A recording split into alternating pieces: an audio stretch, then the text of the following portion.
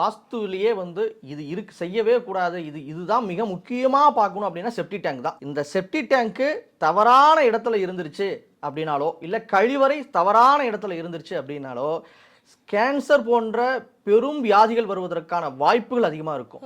இப்போ வடகிழக்கில் வந்து செப்டி டேங்க் போட்டுட்டாங்க, வடகிழக்கில் வந்து ஒரு கழிவறை வந்துருச்சு அப்படின்னா அந்த வீட்டினுடைய தலைமகனுக்கு கண்டிப்பாக ஒரு பெரிய ஒரு வியாதி இருக்கும், இல்லை தலைமகன் இல்லாத வீடாக கூட இருக்கலாம். அப்போ அந்த இது ஏன்னா இந்த செப்டி டேங்கு கழிவறை தான் வந்து கேன்சர் போன்ற வியாதிகளை பரவக்கூடிய அமைப்பு. அந்த வீட்டில் ஒரு பெருநோய்னா இந்த இது இருக்கும்.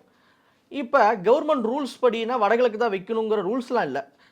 அதை வந்து மாற்றி வடமேற்கில் மட்டும்தான் போடணும்.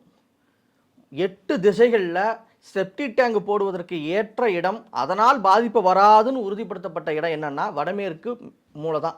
அதை தவிர்த்து நீங்கள் வேற எங்கே போட்டாலும் ஏதோ ஒரு பாதிப்பு இருந்துக்கிட்டே தான் இருக்கும். இந்த செப்டி டேங்க்ல மிக மிக கவனமாக இருக்கணும்.